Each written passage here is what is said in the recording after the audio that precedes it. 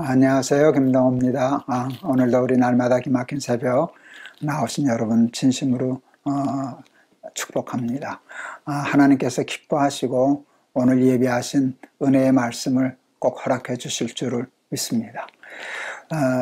이렇게 방송하는데 녹음하는데 이렇게 좀 쉽게 하려고 그러는데 오늘 이거 지금 4번째인가 5번째 지금 다시 하고 있습니다. 뭐 하다 자꾸 사고도 생기고 그러는데 전 그러면 기대가 더 커요. 무슨 말씀을 주시려고 하나님이 이러시나 그러는데 오늘 또 좋은 은혜의 말씀 주실 줄을 믿습니다. 시편 26편 1절에서 마지막 12절까지 제가 봉독하겠습니다. 내가 나의 완전함에 향하여 싸우며 흔들리지 아니하고 여호와를 의지하여 싸우니 여호와여 나를 판단하소서. 여호와여 나를 살피시고 시험하사 내 뜻과 내 양심을 단련하소서. 주의 인자하심이 내 목전에 있나이다. 내가 주의 진리 중에 행하여 허망한 사람과 같이 앉지 아니하여 싸우니 간사한 자와 동행하지도 아니하리이다. 내가 행악자의 집회를 미워하오니 악한 자와 같이 앉지 아니하리이다. 여호와여 내가 무죄함으로 손을 씻고 주의 제단에 두루 다니며 감사의 소리를 들려주고 주의 기이한 모든 일을 말하리이다. 여호와여 내가 주께서 계신 집과 주의 영광이 머무는 것을 사랑하오니 내 영혼을 죄인과 함께 내 생명을 살인자와 함께 거두지 마소서. 그들의 손에 사악함이 있고 그들의 오른손에 뇌물이 가득하오나 나는 나의 완전함에 행하오리니 나를 속량하시고 내게 은혜를 베푸소서. 내 발이 평탄한 데 섰사오니 무리 가운데에서 여호와를 송축하리이다. 아멘. 세상에 율법을 행함으로 구원을 얻을 사람은 한 사람도 없습니다. 우리는 다 불완전한 죄인이기 때문입니다. 의인은 없나니 하나도 없다. 모든 사람이 죄를 범하였음에 하나님의 영광에 이르지 못한다 하는 것이 성경의 말씀입니다. 때문에 하나님은 우리에게 구원을 얻으라고 율법을 다 지켜야 구원 얻는다. 그것을 위해서 율법을 우리에게 주시지는 않으셨습니다. 그러나 율법은 하나님이 우리에게 주신 법이기 때문에 지키기 위해서 노력하고 애쓰는 것을 포기해서는 아니 될 것입니다. 율법, 하나님의 율법을 지키고 사는 일에 대해서 예수 믿는 사람들을 3가지 유형으로 혹 나눌 수 있지 않을까 싶습니다. 첫째는 바리새인과 같은 유형입니다. 바리새인은 여러 번 말씀드렸지만 하나님의 율법을 한번 잘 지켜보려고 아주 단단히 결심한 사람들입니다.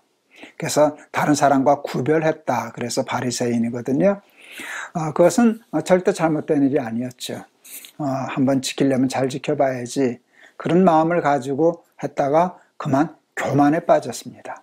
잘 지키려고 하다 보니까 그만 남보다 조금은 잘 지키게 되었는데 그걸 자랑하고 뽐내다가 남을 함부로 멸시하고 자기가 의인인 줄로 착각하고 나는 저 세리와 같지 않음을 감사하나이다. 그러다가 결국은 위선자가 되었고요. 그를 싫어하는 예수님, 못마땅한 예수님 십자가에 못 박는 일에 주축이 되는 사람이 되지 않았습니까? 자기가 의롭다고 생각하니까 십자가가 필요 없었잖아요.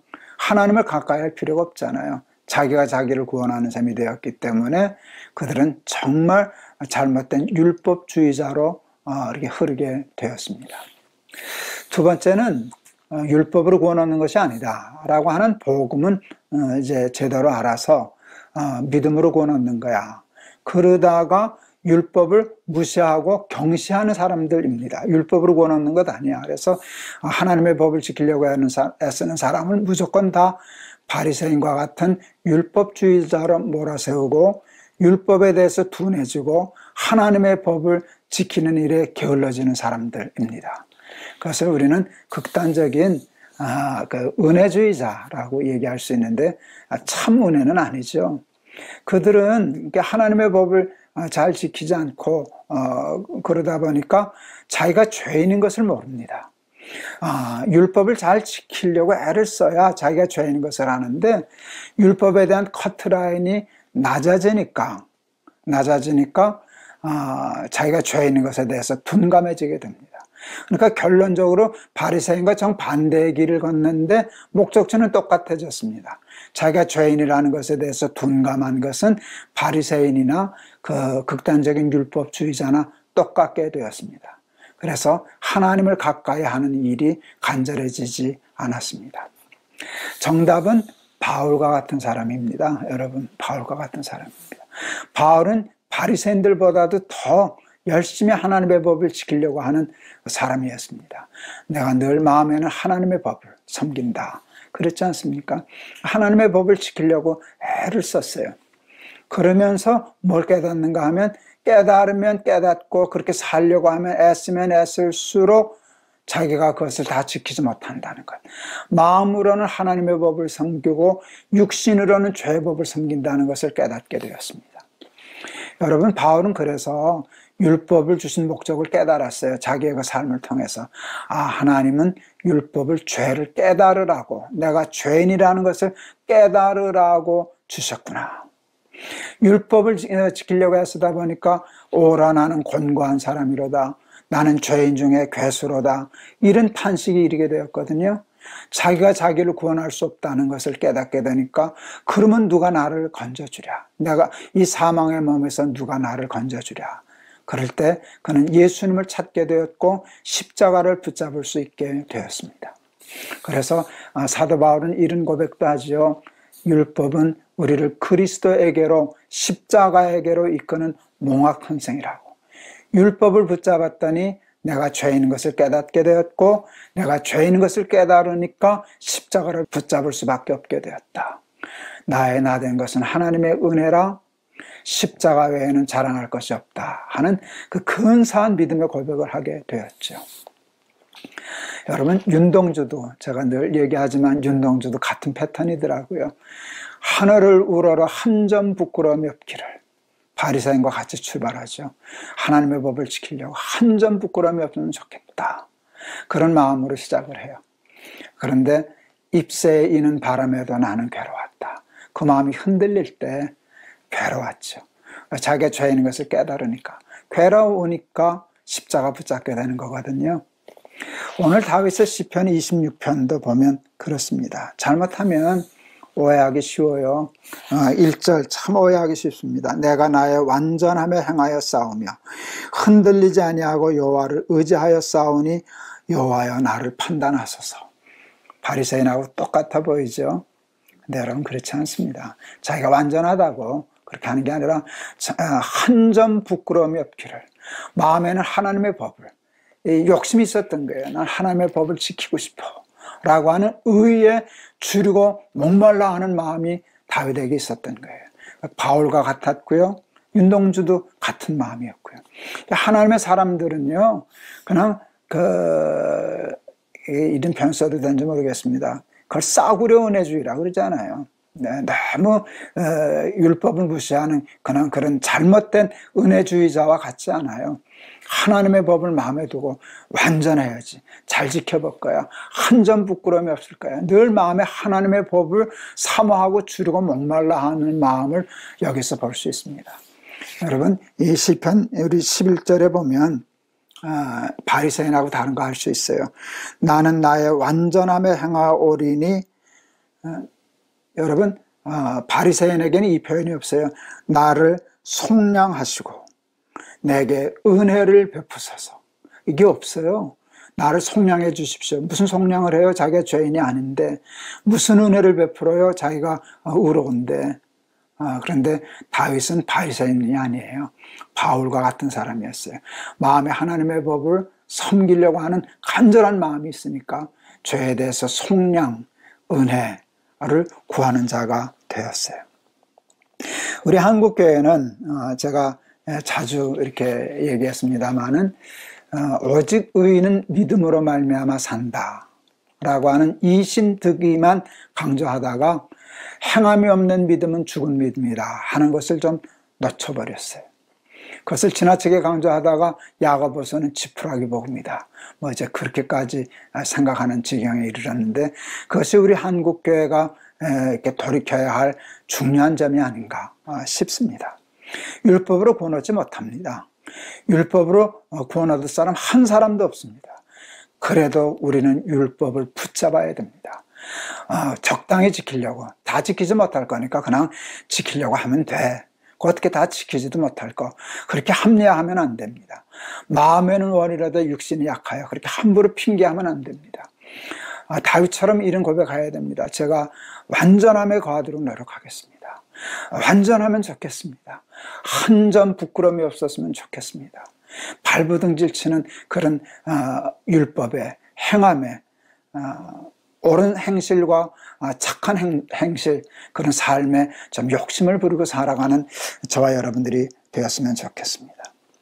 우리는 스스로에게 너무 관대합니다. 남에 대해서는 철저하면서도 의에 대한, 율법에 대한 커트라인이 너무 낮기 때문에 죄에 대한 안타까움과 괴로움도 적습니다. 그러니까 회개도 잘 이루어지지 않습니다. 저희 교회에서는요, 주일 예배 중에 늘 참회의 기도 시간이 있어요. 제가 솔직히 얘기하면 그게 제일 힘들어요. 왜 참회가 힘든가? 회개거리가 많아서, 죄 때문에 힘든 게 아니라 죄가 생각나지가 않아요. 나는 의인 같아 보여. 내가 그만하면 괜찮은데 죄가 생각나지 않아요. 그때 제가 알아요. 내가 왜 죄가 생각나지 않을까? 왜 그게 그렇게 사무치지 않을까? 왜 그게 그렇게 아프지 않을까? 다윗처럼 하나님의 법의 완전함에 대한 욕심이 적어서 그래요. 의에 주르고 목마른 마음이 저한테 아직도 부족해서 그래요. 그래서 그 시간이 참 괴롭고 힘들고 하나님 앞에 죄스러워요. 전에 우리 마태복 말땐가도 제가 얘기했었어요. 성 프란시스 있잖아요. 성 프란시스. 어느 날 선생님이 없어졌어요. 제자들이 암만 찾다 보니까 그 프란시스가 어느 동굴에 들어가서 열심히 기도하는 것을 찾았어요. 근데 선생님을 부르려고 하다가 우리 선생님은 도대체 뭘 저렇게 간절히 기도하시나, 기도를 배우고 싶은 마음에 그 기도를 엿들었어요. 근데 한 가지 기도만 가지고 그렇게 하루 종일 반복하고 애를 쓰더랍니다. 하나님이 얼마나 거룩하시다는 것과 내가 그 하나님 앞에 얼마나 부끄러운 죄인이라는 것을 제발 좀 깨닫게 해 주시옵소서. 프란시스도 그게 저처럼 잘 안 됐던 모양이죠. 죄가 사무쳐지지 않았기 때문이죠. 그러니까 그거 좀 깨닫게 해 주십시오. 그래야 십자가를 붙잡고 하나님의 은혜를 붙잡겠는데 그게 안 되니까 그 기도를 했는데, 그 기도가 저에게도 필요하고 우리 모두에게도 필요하지 않나 싶습니다. 하나님의 법과 식을 고집하고 욕심부리고 살아가는 저와 여러분들이 되어서 십자가도 든든히 붙잡고 속량의 주, 구속의 주를 찬송하며 살아가는 저와 여러분들 다 되실 수 있기를 주의 이름으로 축원합니다. 기도하시겠습니다. 율법을 행함으로 구원 얻는 것이 아니라 믿음으로 구원 얻는다는 것만 생각하다가 우리는 율법을 소홀히 여기고 경홀히 여기고 행함에서 멀어지고 율법과 정의와 의에 대한 커트라인이 낮아져서 자기 죄를 깨닫지 못하고 자기 죄를 깨닫지 못함으로 구원의 줄을 붙잡는 믿음의 힘이 약해졌습니다. 하나님, 사도 바울은 바리새인들보다도 더 하나님의 법에 대해 욕심을 가졌던 사람입니다. 오늘 본문의 다윗도 그러했습니다. 율법, 하나님의 법을 완전히 한 점 부끄러움이 없기를 바라는 마음을 가지고 살았더니 자기가 죄인인 것을 깨닫고 자기가 죄인인 것을 깨달으니 십자가를 붙잡는 믿음의 힘이 강해졌던 것을 기억합니다. 하나님, 하나님의 법과 식을 고집하게 하여 주시옵소서. 완전함에 행하려고 발버둥질 치다가 완전하지 못함에 대해서 애통하는 마음을 갖게 하시고, 그래야 십자가 붙잡고 예수님 붙잡고 승리하는 우리의 삶이 되도록 하나님 축복하여 주옵소서. 정직하게 하옵소서. 깨끗하게 하옵소서. 겸손하게 하옵소서. 공의를, 정의를 하수같이 땅에 쏟으며 흘리며 살아가는 하나님의 백성들이 다 되게 하여 주시옵소서. 예수 그리스도 이름을 받들어 기도하옵나이다. 아멘. 오늘 다윗을 좀 변호해 드리고 싶었습니다. 잘못하면 바리새인처럼 여김을 받을까봐. 바리새인은 아니었어요. 마지막 절 제가 읽어드렸잖아요. 속량해달라고, 하나님의 은혜를 달라고. 이건 이제 바울과 같은 그런 패턴입니다. 하나님의 법을 고집해야만 우리가 죄인 것을 깨닫고, 우리가 죄인 것을 깨달아야 십자가를 붙잡을 수 있습니다. 나의 완전함에 행하여 싸우니, 우리도 이런 고백하면서 이런 고집 부리면서 살아가실 수 있기를 바랍니다. 여러분 감사합니다. 오늘도 승리하세요. 여러분 사랑합니다.